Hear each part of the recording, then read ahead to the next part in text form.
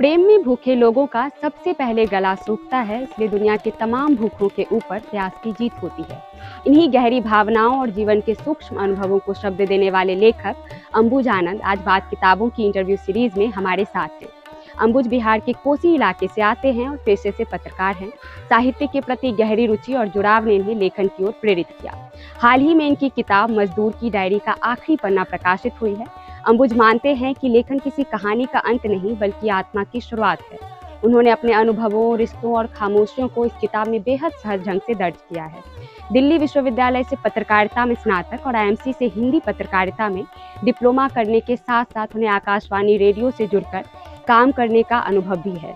इस इंटरव्यू में हम अंबुज के लेखन, उनकी सोच और उनकी पहली किताब के बारे में जानेंगे। उनकी छोटी छोटी कहानियों का संग्रह है जिसमें रोजमर्रा की जिंदगी, प्रेम और भावनाओं को सरल लेकिन गहरे तरीके से लिखा गया है। हर कहानी एक अलग अनुभव देती है, कहीं संवेदनाएं, कहीं सच्चाइयां और कहीं ऐसे विचार जो पढ़ने के बाद भी मन में बने रहते हैं। उनकी खासियत यह है कि आम जीवन की छोटी छोटी बातों को वे इतनी गहराई से लिखते हैं कि पाठक खुद को उनसे जुड़ा हुआ महसूस करते हैं। अब इन्हीं बातों के साथ बातचीत की शुरुआत करते हैं अंबुज आनंद के साथ।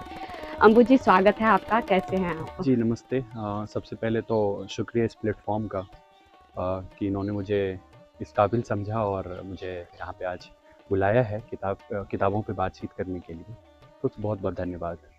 अंबुज जी, सबसे पहले आप हमें ये बताएं कि बिहार से दिल्ली का ये जो शुरुआती सफ़र है वो कैसे शुरू होता है और फिर आईएमसी में दाखिला लेना, उसके बाद पत्रकारिता की पढ़ाई करना, इसके पीछे की आपकी क्या सोच रही है? अ, क्या होता है कि जब आप बहुत छोटे शहर से बड़े शहर की ओर आते हैं ना, तो आपके साथ ना वो सपने चले आते हैं जो बिल्कुल आप देखने की कोशिश कम करते हैं पर देखते रहते हैं। तो मेरे साथ भी ऐसा ही था। मेरी पढ़ाई लिखाई हुई तो फिर मैं मेडिकल के फील्ड में गया, लेकिन वहाँ पे फिर किसी कारणवश मेरा दिल नहीं लगा और मैंने सोचा क्या कि कुछ ऐसा किया जाए जो कहीं न कहीं जिससे समाज का कुछ जुड़ाव हो सके या फिर जो मेरे लेखनी को भी कहीं न कहीं एक स्टेज दे।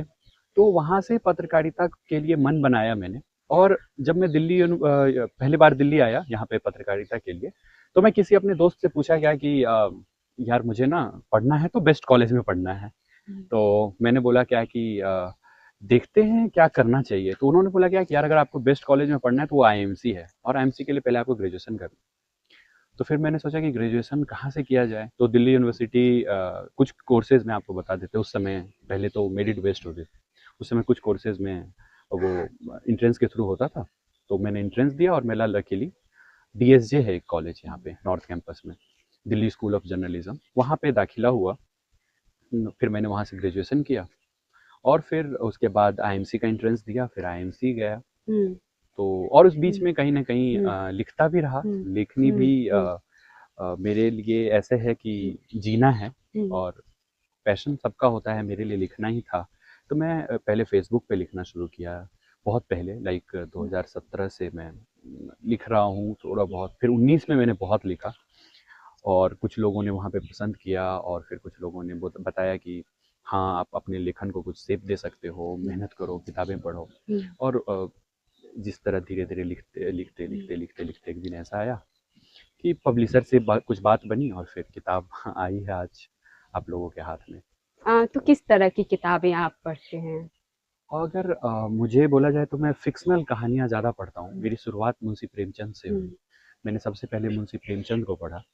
मुंशी प्रेमचंद के बाद जो भी हिंदी के नामी-गिरामी किताब थी, क्योंकि 8th क्लास से मैं शायद पढ़ना मुझे याद आता है तो मैंने शुरू कर दिया था। तो उस समय सबसे पहले मुंशी प्रेमचंद के मानसरोवर को ख़त्म किया और फिर मेरी लाइब्रेरी में वहाँ पे 11 किताबें थी जो नॉवेल हैं मुंशी प्रेमचंद की, संभवतः 12 ये में आप से। आईएमसी की बात नहीं, मैं स्कूल की बात कर रहा ओके, हूँ। स्कूल की बात। तो वहाँ से पढ़ाई का सिलसिला शुरू हुआ और वहाँ मुंशी प्रेमचंद को पढ़ने के बाद भी और सारे जो अच्छी-अच्छी कहानियाँ थी, मैं उसको गूगल करके जब मेरे हाथ में फ़ोन आया तो मैं वहाँ से पढ़ने लगा और फिर किताबें पढ़ी जो अवेलेबल हुई। नई वाली हिंदी को मैं बहुत लेट पढ़ना शुरू किया, उससे पहले जो भी नामी लेखक थे, चर्चित लेखक थे, उनकी चर्चित रचनाएँ थी, उनको पढ़ा और तब जाके लिखने का एक वो आता है कि वहाँ से लिखा। और मुझे एक और लेखक को मैं मेंशन करना चाहूँगा जिसकी छाप मुझ पे पड़ी है और वो हैं हारुकी मुराकामी। मुराकामी का मैजिकल रियलिज्म जो जॉनर है वो मुझे बहुत पसंद आया, क्योंकि जब आप एक तरह के साहित्य को पढ़ते हैं तो आप एक तरह ही सोचने लगते हैं। तो मुझे किसी ने सलाह दी कि आप एक बार नॉर्वेजियन वुड से शुरुआत करिए, वो बहुत कमाल लिखते हैं। तो उनका भी बहुत योगदान रहा इंग्लिश की किताबों में जो भी ट्रांसलेटेड है। एक्चुअली तो वो जापानीज लेखक हैं, पर उनकी जो ट्रांसलेटेड किताब है इंग्लिश में वो मैंने पढ़ा बहुत ठीक ठाक नंबर में। तो फिक्शन मुझे बहुत पसंद है, बहुत पसंद है, और ज़्यादातर मैं फिक्शन ही पढ़ता हूँ। तो पत्रकारिता से लेखन की ओर बढ़ना, इस ओर आपका झुकाव कैसे बढ़ा और कैसे लगा कि मतलब लेखन के कार्य से भी कुछ किया जा सकता है? इसका देखिए एक जवाब तो ये भी है कि भारत में जो आज़ादी के समय पत्रकार हुए वो ज़्यादातर लेखक थे। अगर आप देखें उस समय तो धर्मवीर भारती खुद पत्रकार हैं, और ऐसे कई तमाम नाम, माखनलाल चतुर्वेदी, जो भी इस तरह के नाम हैं। तो मुझे ये लगता है क्या कि लिखना कहीं ना कहीं पैरेललिज्म में चलता है। और दूसरी बात ये भी है कि जब आप लेखक पहले नहीं बनते हो, लिखना पहले शुरू कर देते हो, और पत्रकारिता का जो मूल है वो लिखना है। तो आप पहले लिखते हो, तो पत्रकारिता के लिए आप खबर लिखते हो, तो वो लिखना पैरेलली उसका भी बेस है, और लिखने का लिखना भी पैरेलली बेस, वो कहीं ना कहीं बेस है। तो वहां से लिखना मेरा हुआ। और जब आप खबर लिखते हो तो आप तथ्य लिखते हो, जब आप साहित्य लिखते हो तो आप बहुत विधा हैं उनके, वो लिखते हो। जैसे मुझे लगता है क्या है कि मैं जैसे ये किताब ही है लघु गद्य, मैं लघु गद्य बेहतर लिख पाता हूँ या लेख बेहतर लिख पाता हूँ। तो वो जब आप अपने सोचने की शक्ति उसमें डाल देते हैं, तो वो आपका लिखना जो है, जो मामूली लिखना है या फिर जो समाचार के लिए लिखना है, उससे अलग होता है। और फिर आप उस तरह से लिखने में भी, लिखने की क्रिया में भी आते हैं। अब लिखने की 2-3 शर्तें हैं कि एक तो आप को अपना कुछ सृजन करना है। तो जब आप अपना कुछ सृजन करते हैं तो उस समय आपका जो थॉट है, आपका जो ऑब्जर्वेशन है, आप किस तरह से समाज को सोचते हैं, तो वो आता है। पत्रकारिता में भी बाकायदा आता है कि आप कुछ ना कुछ, पर कई बार पत्रकारिता में ऐसा होता है, जैसे आज का परिदृश्य है या जैसे भी पत्रकारिता अपने हिसाब से बदली है, उस दौरान उसकी एक डिमांड रही है, समय की डिमांड रही है। लेखन का भी समय का डिमांड रहा है, लेकिन लेखन में आपको जो लिखने वाला है उसको एक अच्छी सी स्वतंत्रता मिलती है दिमाग में, और वो आपको एक एनर्जी बूस्टर की तरह काम करता है। और आप फिर जब लिखते हैं फिर लोग पसंद करते हैं। फिर क्योंकि देखिए पाठक लेखक से ना कम होता है ना ज़्यादा होता है। एक पाठक का रवैया, दृष्टिकोण, वो आपको लेखक बनाती है। तो जब उनको वो बात समझ में आती है जो आप लिखना चाहते हैं, तो फिर आपका लिखना कहीं ना कहीं सार्थक होता है, और फिर आप धीरे धीरे धीरे धीरे धीरे उस लेखक की श्रेणी में आते हैं। तो लेखक बनना एक प्रक्रिया भी है, और कहीं ना कहीं एक आर्ट को फॉलो करना है। क्योंकि क्योंकि जैसे पेंटिंग है, तो आप पेंटिंग को ना अचानक किसी को नहीं सिखा सकते हैं। तो पेंटिंग के लिए लगेगा कि पहले आपको कलर की समझ आनी है, फिर कैनवास की समझ आनी है, फिर नेचर को आप अगर ड्रॉ करना चाहते हैं तो उस नेचर की समझ आनी है। और इन तमाम चीज़ों को जब आप एक साथ करते हैं, और कहीं ना कहीं उसमें फिर जो लास्ट होता है वो इनपुट चित्रकार का होता है कि what he want to paint. तो ठीक उसी तरह लेखक का भी है कि आप पहले लिखते हैं तो आपके पास शब्द होते हैं, फिर अब तो डिजिटली भी लिखते हैं लोग, पहले कॉपी कलम होता था, अब डिजिटली।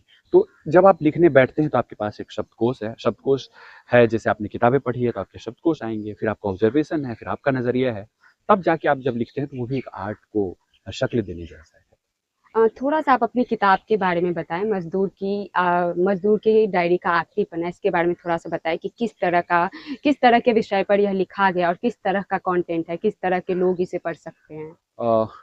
बेसिकली इस किताब के नाम के पीछे जो मेरा थॉट था कि इसमें 2 शब्द हैं जिस पे ज़्यादा फोकस किया जाना चाहिए, कि मजदूर और दूसरा है आखिरी पन्ना। तो मेरे मन में ऐसा आया कि जब मैं इस किताब को कंपाइल कर रहा था तो मैंने ये सोचा क्या कि मतलब मजदूर कौन है? वो जो ईंट भट्टे पे काम कर रहा है, या मजदूरी जो हम लोग सामाजिक दृष्टिकोण से जो परिभाषा रखते हैं वो है, या फिर हम भी मजदूर हैं? तो अब सोसाइटी या सोशियोलॉजी के हिसाब से तो डेफिनेशन चेंज करने जैसी बात हो गई, बट मैं चेंज भी नहीं करते हुए बस मैं उसमें ऐड ऑन करने की कोशिश कर रहा हूँ इस टाइटल के साथ कि हम सब जिंदगी के मजदूर हैं, कहीं ना कहीं हम लोग मजदूरी कर रहे हैं, चाहे किसी भी रूप में। कई बार आप यकीन मानिए कि बहुत मेंटल हेल्थ की बात होती है और मेंटली स्टेबिलिटी की बात होती है, पीस की बात होती है, दिमाग में इतने थॉट चल रहे हैं, उसको कंपाइल करना भी अपने आप में मजदूरी है, थॉट कंपाइल करना भी। तो मुझे ऐसा लगा क्या कि हम सब अगर मजदूर हैं और हम सबों को इतनी सहूलियत नहीं है कि आप अपनी बात को रोज रोज लिख सको, क्योंकि व्यस्तता है, जिंदगी है, भागदौड़ है।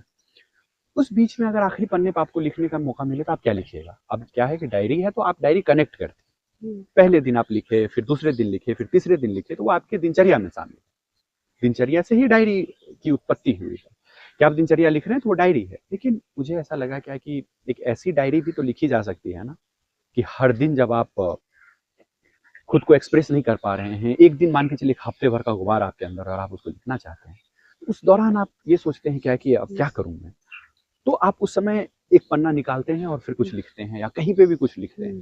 तो ऐसे थॉट होते हैं और वो थॉट बहुत मिक्स होता है। कई बार आपकी खुद की जद्दोजहद होती है, कभी आपकी खुद से लड़ाई होती है, कभी आपकी किसी से नाराजगी होती है, कभी आप कोई कहानी रचना चाहते हैं, कभी कुछ आप कुछ लिखकर अधूरा छोड़ देना चाहते हैं। तो वहां से जो एक थॉट का कंपाइलेशन हो, वो एक किताब के शक्ल में आई और उसका जो फिर टाइटल है, इसमें चैप्टर्स हैं, कई सारे चैप्टर्स को मिला के एक किताब बनाई गई है और आखिरी जो चैप्टर है वो है मजदूर की डायरी का आखिरी पन्ना। तो उसी चैप्टर के आधार पर इस किताब का नामांकन हुआ और वहां से ये थॉट मेरे दिमाग में है। इस शीर्षक से एक बात और भी निकल कर आती है कि मजदूर की डायरी का आखिरी पन्ना जो कभी नहीं भरता, अगर मैं सही हूँ तो। और हम सब अपने जीवन में कहीं ना कहीं किसी न किसी बात को लेकर अधूरे रह जाते हैं। तो इस पुस्तक को प्रकाशित होने के बाद आपको लगा कि कोई ना कोई एक बात जो आप नहीं कह पाए इस पुस्तक में, या फिर आप अपने मन से भी कई बार नहीं कह पाते हैं वो बात, तो इस पुस्तक में आपको लगा कि कोई एक बात जो अधूरी रह गई हो?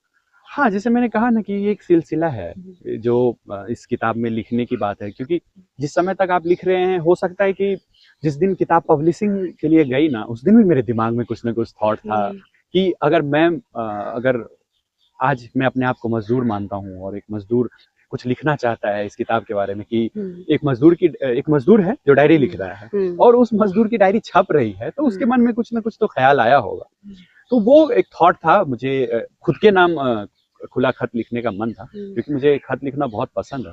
तो मैं चाह रहा था लिखूं, तो फिर मैं बैठ के सोचा और लगा कि वो भी अगर मैं काश इसमें डाल पाता तो बहुत बेहतर होता है। और जब आप लिखते हो ना तो एक चीज बहुत कमाल होता है कि आप ना जब उस फेज को ना आप जब जी के आप वापस रिवर्ट जीते हो तो आप बहुत भर जाते हो अंदर से। मुझे याद है इसमें कई सारे चैप्टर हैं जिससे मैं खुद ही गुजरता हूँ, तो मुझे ऐसे लगता है क्या कि क्या यार, मतलब ये दिन क्या था, ये मैंने कब लिखा था, इस समय मेरे दिलो दिमाग में क्या चल रही थी। एक चैप्टर है नियति, उसको एक दिन मैं अपने कमरे में बैठा हुआ था और किसी चीज को लेके बहुत भावुक सा था और बहुत ऐसे लग रहा था कि ये अन्याय मेरे साथ नहीं होना चाहिए।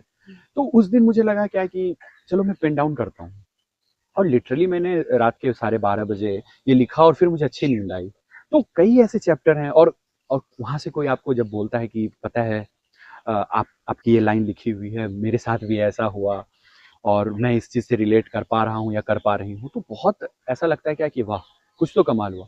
और दूसरी बात ये भी है कि जैसे इस किताब में 2-3 ऐसे चैप्टर है जहाँ पे मैं खुद को जैसे लेखन के जेंडर को चेंज करके लिखा हूँ। जैसे एक प्रेमी चैप्टर है, तो उसमें मैंने कोशिश की है कि मैं एक लड़की के पर्सपेक्टिव से लिखूं।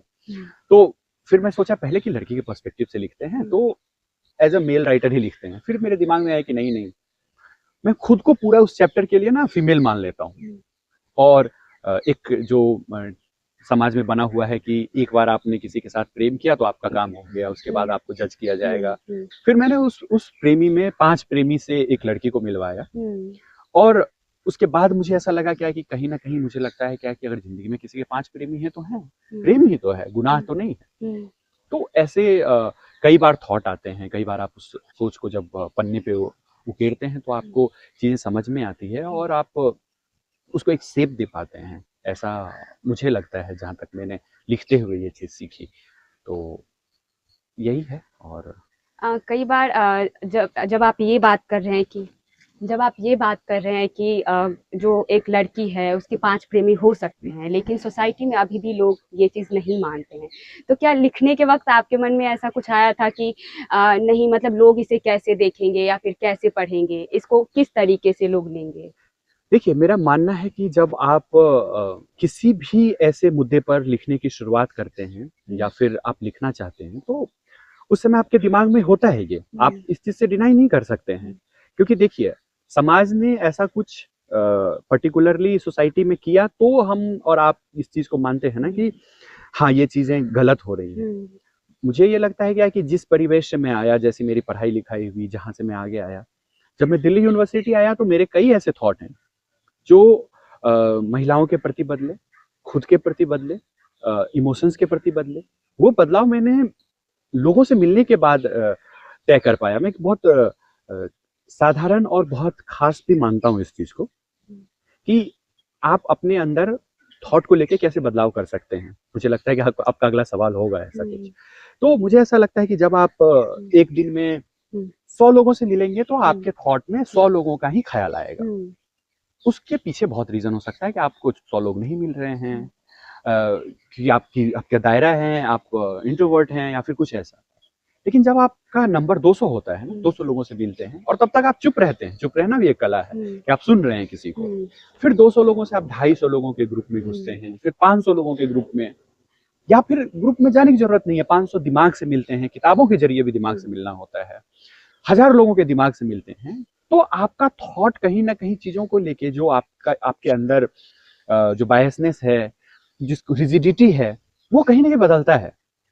तो मुझे भी ऐसा लगता है क्या कि जैसे मैंने मुंशी प्रेमचंद से पढ़ना शुरू किया, तो वो अपने आप में एक उनकी लेखनी में वो दिखता है कि समाज के प्रति उनका जो जो वो लिखना चाहते हैं। तो मुझे कहीं ना कहीं वो चीज शुरुआत से दिखने लगी।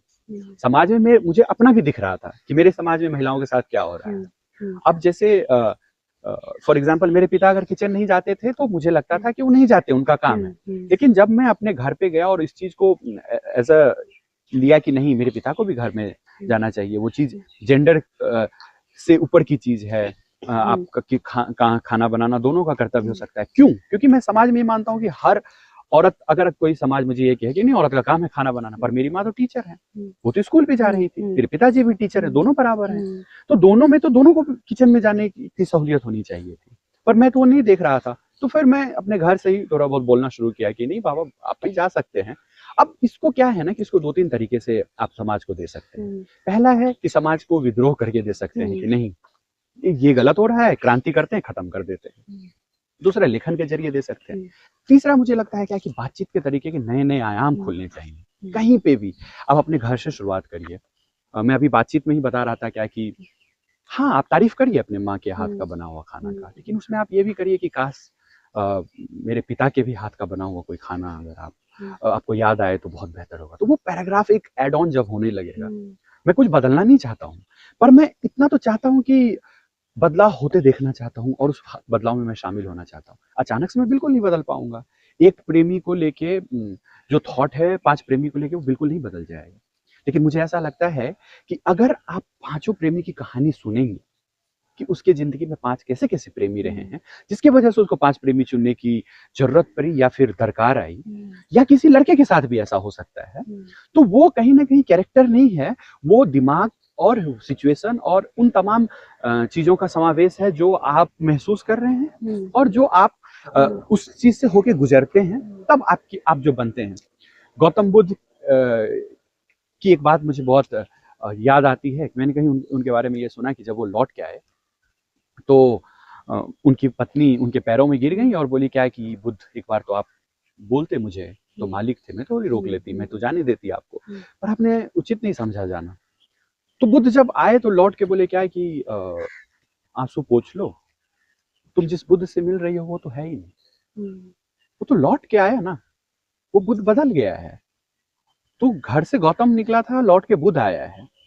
तो वो चीज मुझे ऐसा लगता है कि जब आप थॉट प्रोसेस से गुजरते हो, जब आप क्योंकि हम लोग बहुत लकी भी हैं इस मामले में ना कि हम सोच पाते हैं। जब आप सोच पाते हो, जब आपका थॉट प्रोसेस उस चीज़ को प्रोसेस कर पाता है, और तब आप जब उन थॉट से गुजर के लौटते हो तो आप वो सेम इंसान नहीं रहते हो। जिस सोसाइटी से मैं निकला था, वहाँ पे मैं मानता था कि एक प्रेमी होना चाहिए, पर मैं जब लोगों से मिला, जब उनके सिचुएशन से मिला, कहानियों में पढ़ा, किताबों में जाना, लोगों के लाइफ से जाना, तो मुझे लगा क्या कि नहीं, इस चीज़ को मैं उचित ठहराना, अनुचित मैं आपके ऊपर छोड़ता हूँ, पढ़ने वालों के ऊपर छोड़ता हूँ। लेकिन मुझे लगता है क्या कि ये गलत नहीं है। मैं उस गलत के जो आपने जिस चीज़ को गलत बनाया है, मैं उसके डेफिनेशन को चैलेंज कर रहा हूँ। और इसलिए भी चैलेंज कर रहा हूँ क्योंकि मेरे पास वो तमाम साक्ष्य हैं, मेरे पास वैसे तमाम थॉट वाले लोग हैं, ऐसा जो लोग जैसा सोचते हैं कि 5 प्रेमी या फिर 4 प्रेमी या 10 प्रेमी, तब अनटिल एंड अनलेस उनकी तलाश जारी है कि to pick the right one. होता है ना कि आप एक चीज़ और आप महसूस कर सकते हैं कि जब आप फर्स्ट ईयर में होते हैं, आपका थॉट प्रोसेस अलग होता है। जब आप पीएचडी करेंगे उस दिन आपका थॉट प्रोसेस बिल्कुल अलग होगा, क्योंकि आपके साथ पढ़ाई, एक तजुर्बा, सब कुछ जाएगा। टीचर्स जो हैं, उसके बाद कई सारी किताबें जाएंगी। तो वहाँ पे जब आप अपने थॉट को पीछे रिकॉल करते हैं तो आपको लगता है कि चलो ये मेरी गलती थी, but now I can be like, हाँ ये मेरा अच्छा थॉट प्रोसेस है, ये मैं उस समय नादान थी तो नहीं सोच पाई, नादान था तो नहीं सोच पाया, अभी मैंने किताबें पढ़ी, चीज़ों को समझा, तो मुझे लगता है कि ऐसा हो सकता है। तो अब इसको लेके नहीं, आप फर्स्ट ईयर में जिसके साथ प्रेम में थे उसी के साथ रहिए, ठीक है, आप अगर उसके साथ कंफर्टेबल है रहिए, लेकिन अगर किसी कारण बस वो जाना चुना तो आप उसको जाने दिए, आपको जाना था उसने आपको जाने दिया, और फिर आप इन सब से बाहर निकल के भी फिर एक नए प्रेम में पड़ते हैं, तो ये कोई गुनाह है। आपकी बात से जो एक बात निकल कर आती है कि जब तक हम सीमित परिवेश में होते हैं तब तक हम उसी तरह से सोचते हैं। जैसे आप बिहार से हैं तो आप भी बहुत सीमित परिवेश में रहे होंगे, तब तक आप उस तरह से सोचते थे। लेकिन जैसे ही आप दिल्ली आए तो आपका एक क्षेत्र बढ़ा, तो आपने उस तरीके से सोचना, फिर आप जैसे-जैसे लोगों से मिले तो उस तरीके से आपने सोचना भी शुरू किया और आपने उसको अपनी लेखनी में उस चीज़ को आपने ढाला उस चीज़ को।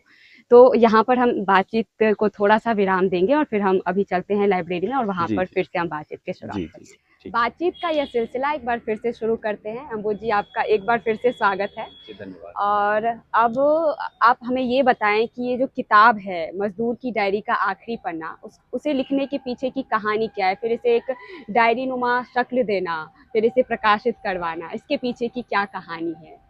एक्चुअली क्या हुआ कि जब मुझे ये पता चला कि मेरी किताब आने वाली है, तब तक मेरे पास कंपाइल किया हुआ नहीं था, सब कुछ इधर-उधर था, इर्द-गिर्द बिखरे हुए जज़्बात थे, और बहुत सारी कहानियाँ थीं, बहुत फ़ेसबुक पे था, बहुत इधर-उधर था। तो उसके पीछे मैं एक छोटी-सी कहानी आपको बताता हूँ कि ये कैसे इसकी उत्पत्ति कैसे हुई किताब की।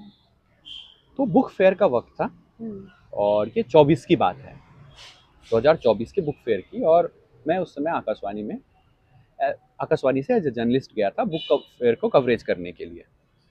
तो उस समय तक मैंने एक किताब है, आप लोग जानते होंगे, लिफाफा करके, तो मनी सेल्फ हाँ। उसको लिखे हैं।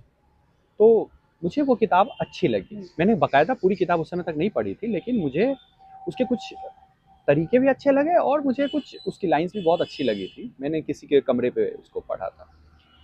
तो मैं उसी समय 10-12 पन्ने पढ़ा था और मुझे बड़ा लेखक से मिलने की इच्छा हुई कि यार कमाल लिखे हैं, कुछ तो अलग भी है ना, मतलब पत्र का जवाब पत्र से दे रहा और वो किताब है।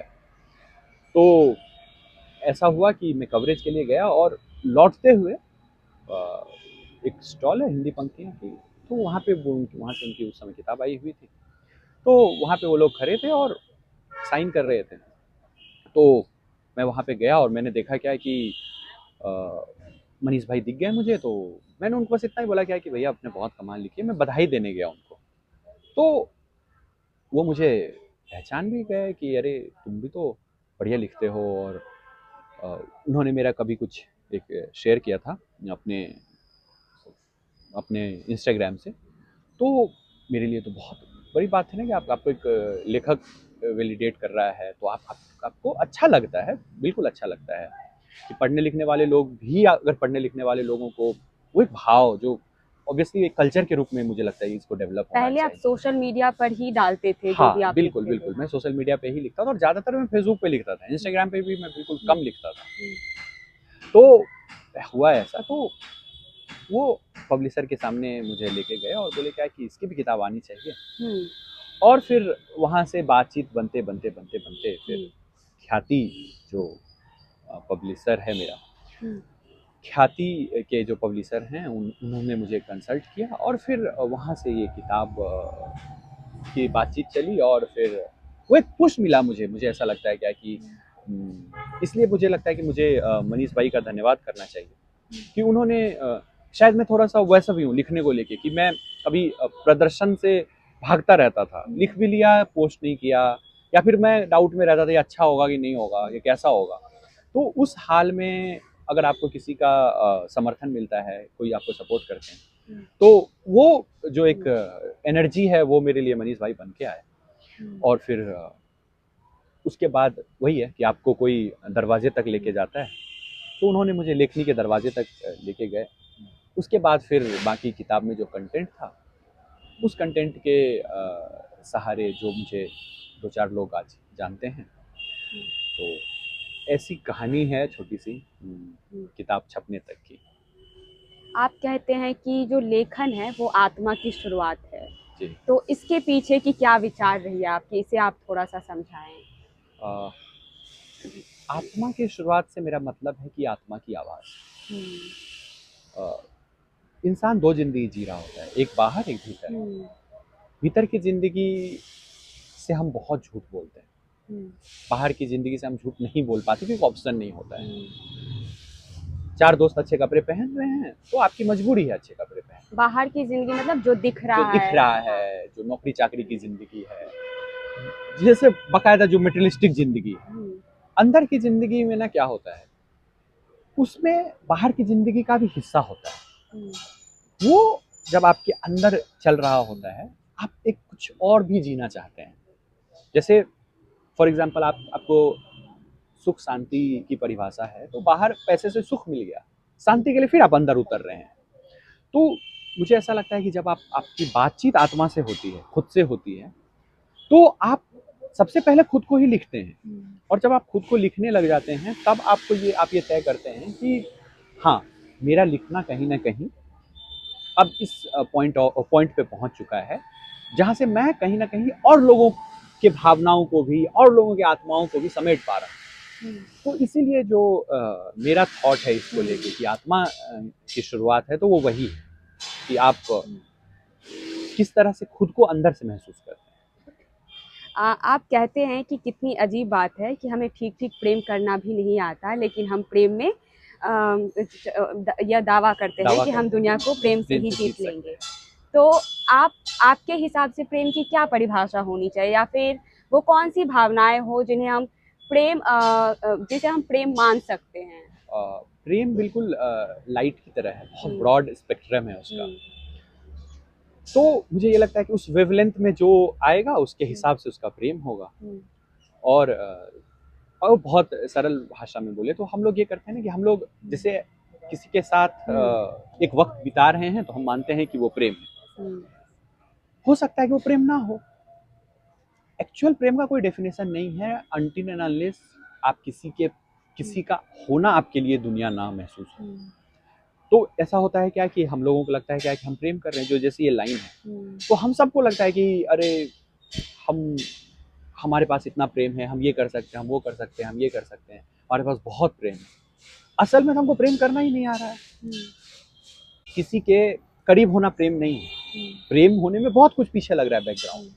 तो वहां से मुझे ऐसा लगा कि बात तो सही है कि हम लोगों को जो प्रेम का छोटा सा डेफिनेशन पता है कि एक किसी से मिले, इश्क हुआ, चाहे वो लड़का लड़की हो सकती है, या आज के समय में जो लड़के लड़के का भी है, लड़कियों लड़कियों का भी है, दोस्तों का भी एक तरह का प्रेम होता है। पारिवारिक भी प्रेम है, लेकिन ज्यादा जो प्रेम को जिस तरह से हम लोग परिभाषित करते हैं वो कहीं ना कहीं रिलेशनशिप के इर्द गिर्द की बात करते हैं। प्रेम तो हर जगह है, माँ बाप का भी प्रेम है, हर जगह है। जो इस प्रेम की बात कर रहे हैं हम, जो हम दुनिया को जीतने की बात कर रहे हैं, क्योंकि प्रेम जो होता है ना, ऐसा लगता है कि प्रेमिका की आंखों में किसी को क्रांति दिखती है, प्रेमी के प्यार करने के तरीके में किसी को क्रांति दिखती है, तो उस क्रांति से उनको लगता है कि हम दुनिया जीत सकते हैं। और कायदे से हमें याद आता है कि वो एक बहुत शॉर्ट टाइम के लिए होता है। आप किसी से प्रेम कर रहे हो तो बहुत कम समय के लिए उस इंटेंसिटी के साथ करते हैं, फिर सब कुछ मोनोटोनस हो जाता है।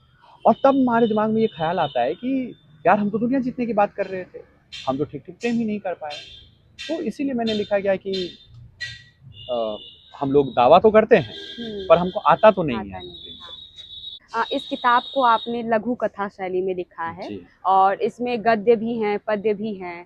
तो इसे मतलब आप आज के टाइम पर मानते हैं कि इसके लिए क्या चुनौतियां हैं लघु कथा लिखने में, या फिर कई बार आपको ये लगता होगा कि सामने वाले कोई जो पढ़ रहा है, जो पाठक है वो पढ़ रहा है, तो उसको कौन-कौन सी चुनौतियों का सामना करना पड़ेगा?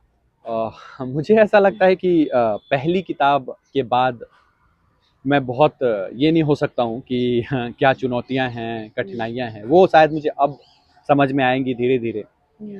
मेरा ये मानना है कि देखिए, मैं ना रिप्रेजेंट कर रहा हूँ कुछ लोगों को, तो मुझे ये लगता है कि समय के हिसाब से ना सब कुछ बदला है, समाज भी बदला, सब कुछ बदला है। तो अभी के लोगों में ना इमोशंस भर-भर के है, पर उसका प्रेजेंटेशन कहीं न कहीं बहुत शॉर्ट सा हो गया है। तो लोग कहानियाँ जो हैं, लंबी कहानियाँ पढ़ने से दूर भाग भी रहे हैं। तो अब वो चाहते हैं क्या कि ज़िंदगी रील सी हो गई है ना, तो अब उनको लगता है क्या कि कोई हो जो उस प्रॉपर उस टाइम पीरियड में, मैं सबकी बात नहीं कर रहा हूँ, पर मैं उस टाइम पीरियड में बात कर रहा हूँ कि कुछ लोग चाहते हैं कि मैं कम समय में ही उस एहसास को जी लूँ, जो कि लिखा हुआ है, जिसके लिए मुझे बहुत लंबी कहानियाँ ना पढ़ना पड़े। और दूसरी बात ये भी है कि अभी के समय में ऐसा भी हो गया है ना कि लोगों के पास जो इन्फॉर्मेशन है वो छन के आ रही है।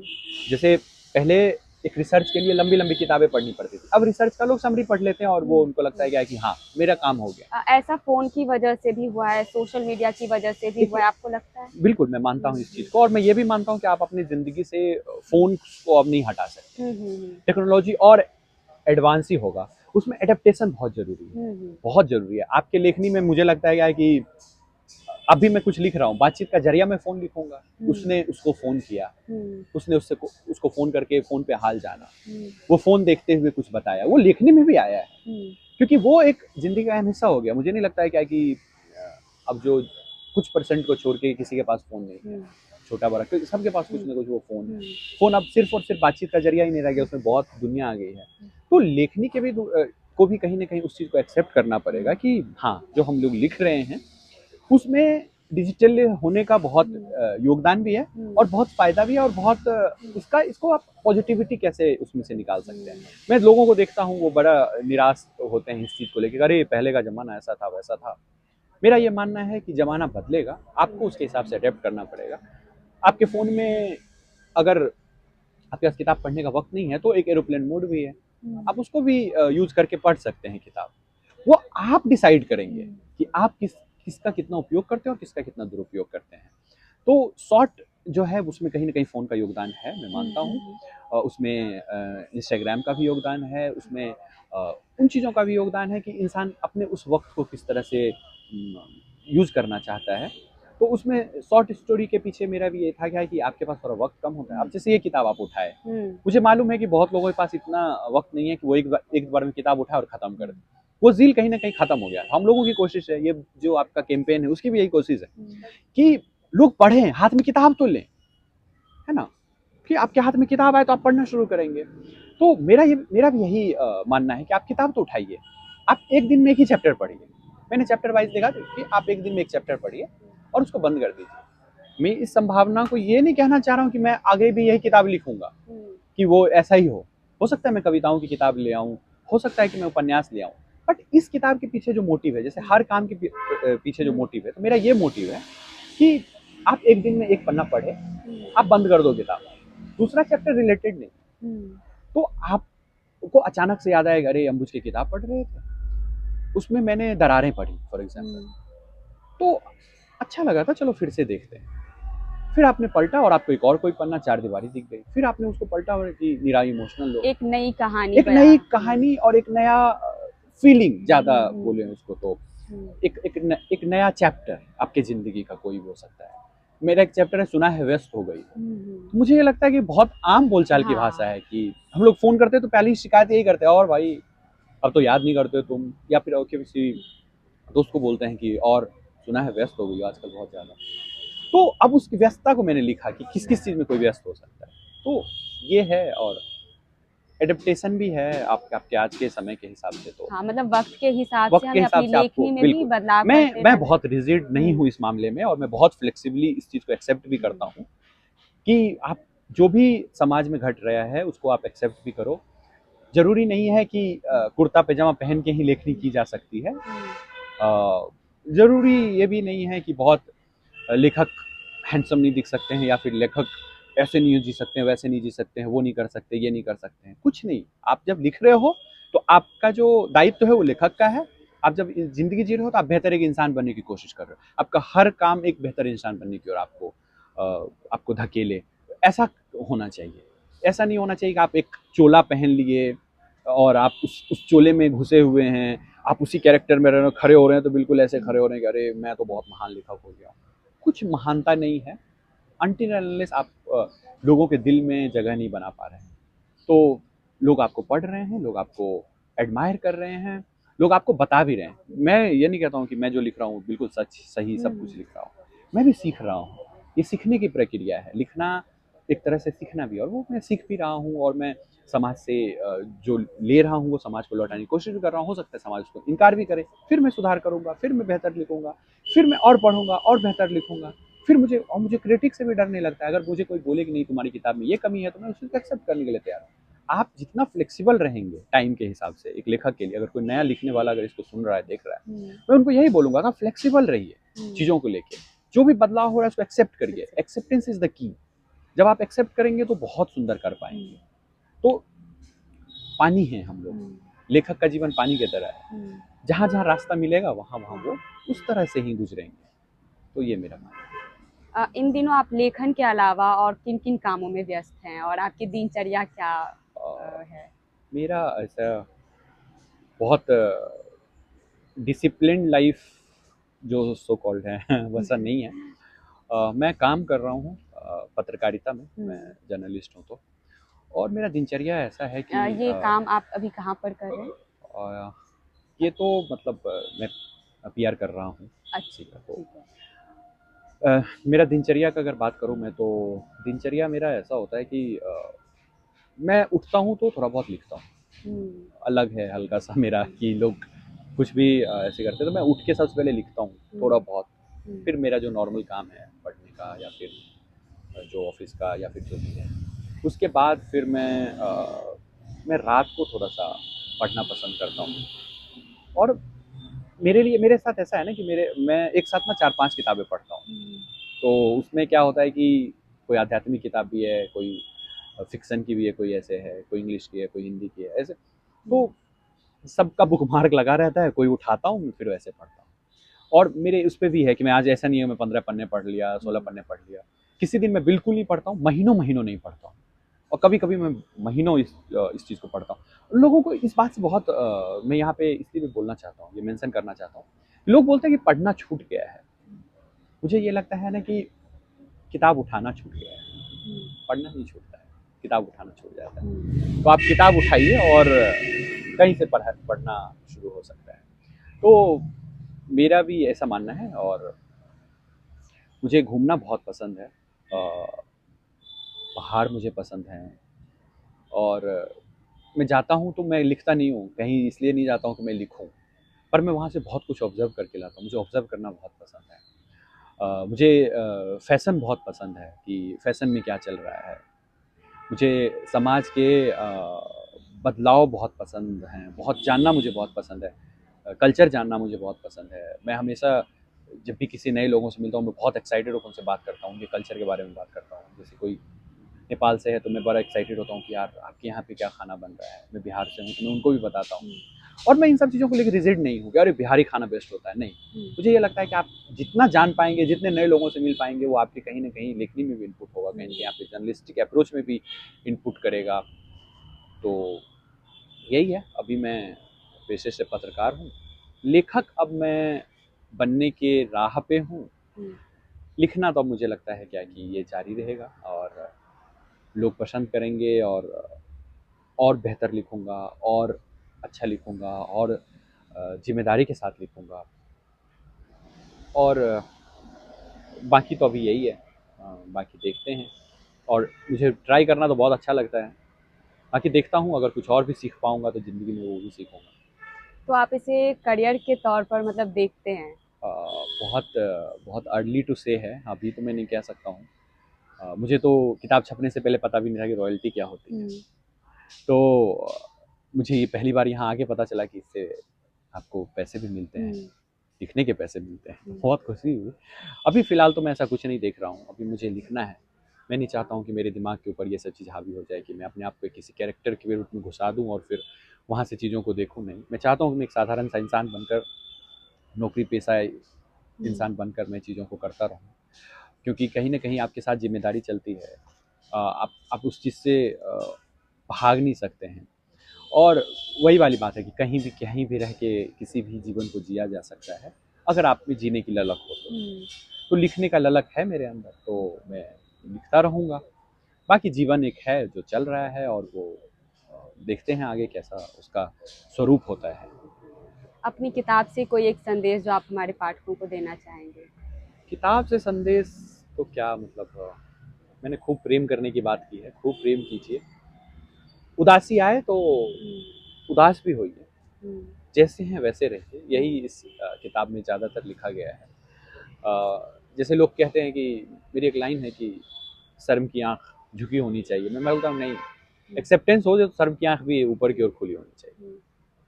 तो अब आप खुद से आँख मिला लिए तो फिर दुनिया से क्या डर।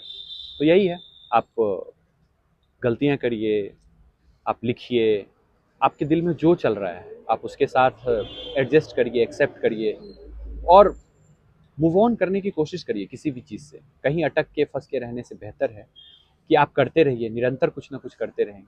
लिखते रहे तो किताब आ गई, और किताब आते रहेगी तो लेखक भी बन जाएंगे।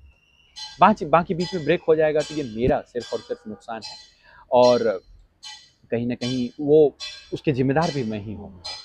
तो इसीलिए मैं मानता हूँ कि आप ज़िंदगी में जो कुछ भी कर रहे हैं, आप उसको बहुत दिल से करिए। कोई भी काम छोटा बड़ा नहीं है, आप दिल से करिए। जिस चीज़ में वक्त लगता है ना, वो आपको लौटा के देती है। तो बस इतना ही, आप प्रेम भी करिए तो वक्त लगा के कीजिए, प्रेम भी आपको लौटा के देगा कुछ ना कुछ। और हमेशा आप उम्मीद मत करिए, जैसे इस किताब में मैंने कहीं पे भी एंडिंग देने की कोशिश नहीं की है, ज़बरदस्ती की कि मैं सुखांत कर दूँ, चीज़ों को बहुत सुंदर कर दूँ। सुंदर का मुझे लगता है परिभाषा सबके लिए अलग-अलग है, तो जिसको जैसा सोचना है वो वैसा सुंदर सोचे। आप बीएचसी जैसे इनिशिएटिव को कैसे देखते हैं, जो लोगों को फ्री में पुस्तकें उपलब्ध करवाती हैं? ये बहुत कमाल है। मुझे ये लगता है क्या है कि मैं उस समय से ये बोलना चाह रहा था कि क्या है ना कि इंसान का जीवन में बहुत जाने-अनजाने ट्रस्ट पे चलता है।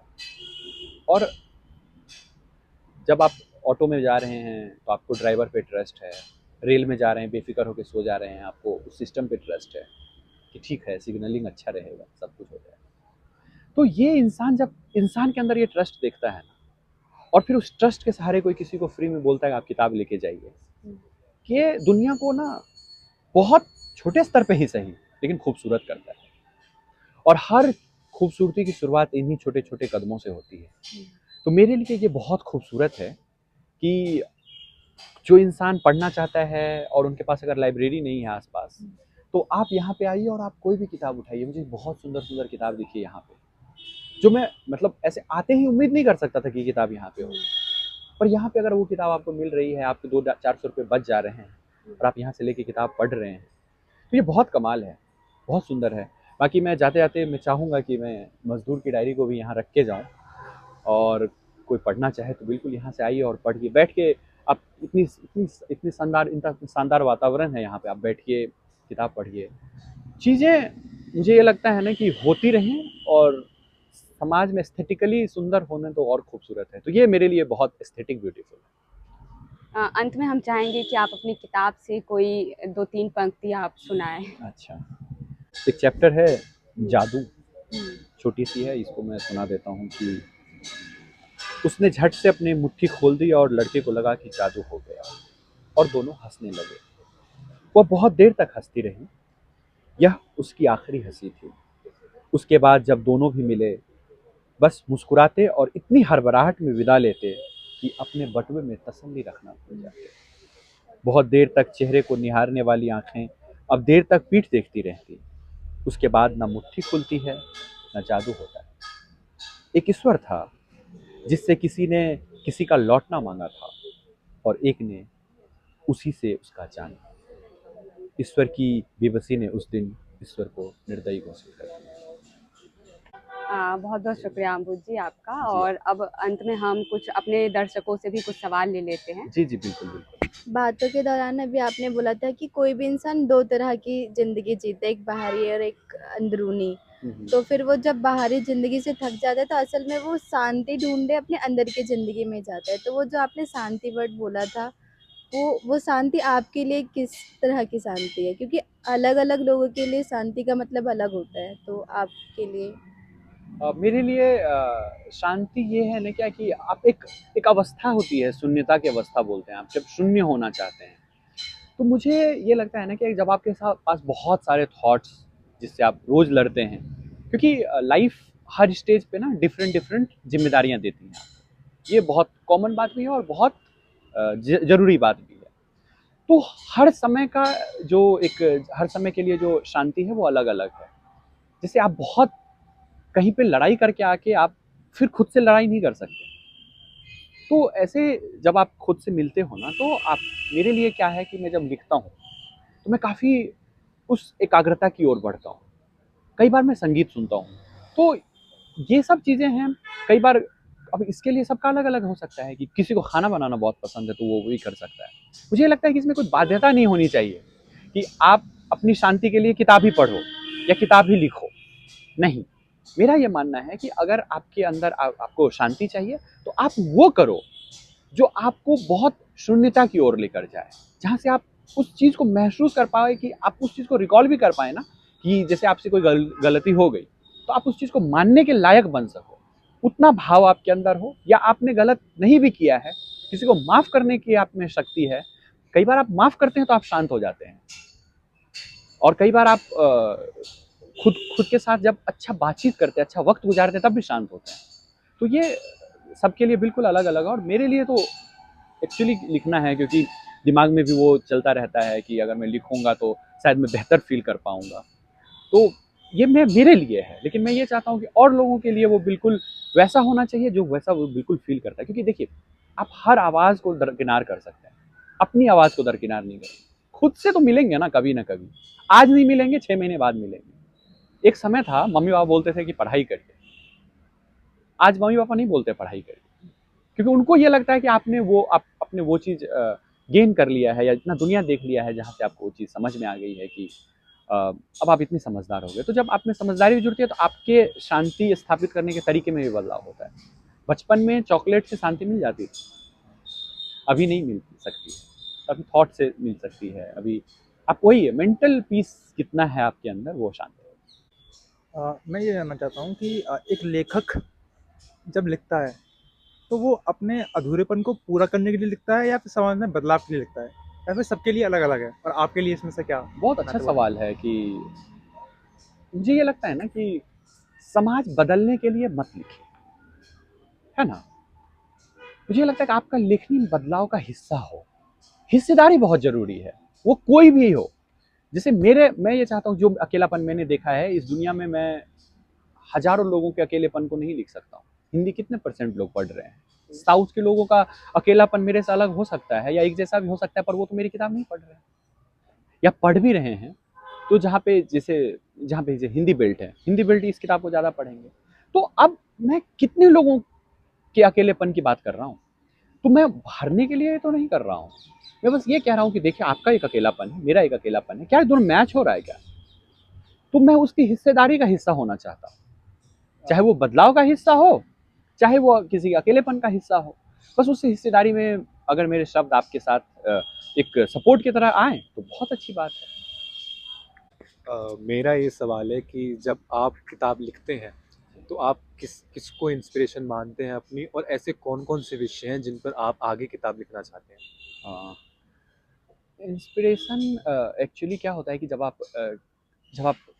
किताब जब पाठक होते हैं ना, तो आप कई सारे लेखकों को पढ़ते हैं। उस समय आप कहीं न कहीं उनके जो थॉट प्रोसेस हैं उनको भी अपने अंदर रखते हैं।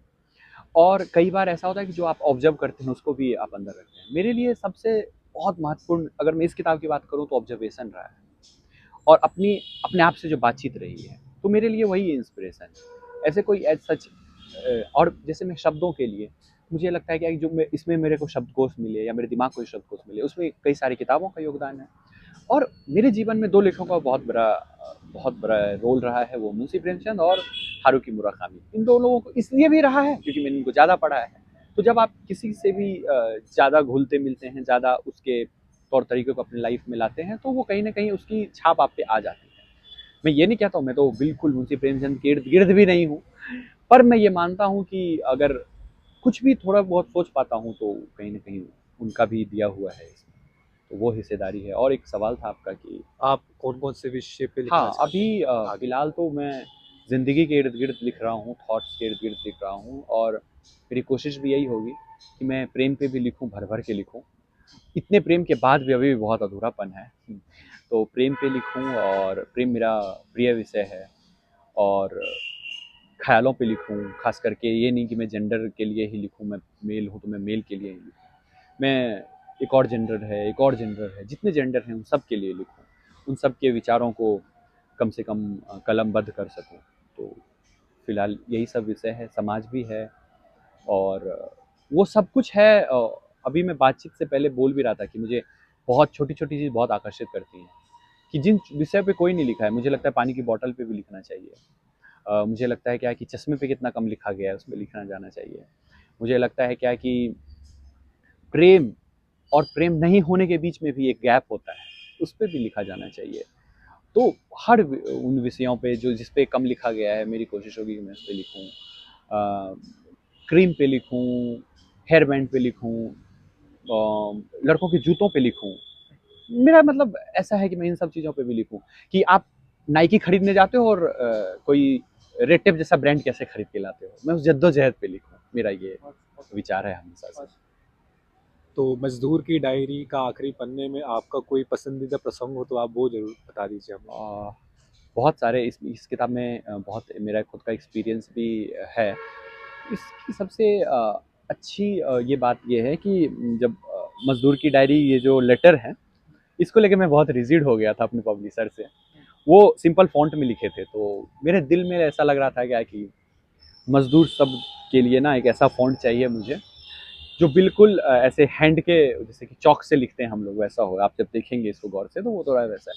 मैं इसको लेके बहुत रिजिड हो गया था, 1 दिन बचा था बुक पब्लिश होने में और फिर मैं बहुत रिजिड हो गया था। मुझे लगता है क्या कि इतनी रिजिडिटी आप में होनी भी चाहिए, क्योंकि आपके दशकों की मेहनत है और फिर आप उससे प्यार करने लगते हो।